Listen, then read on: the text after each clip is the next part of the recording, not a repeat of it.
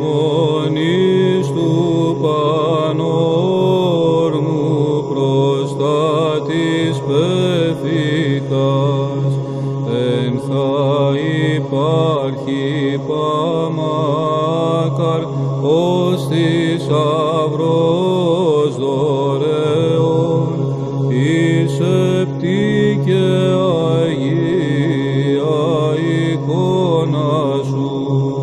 ταξιάρχα Μιχαήλ, άξιο θαύμαστε,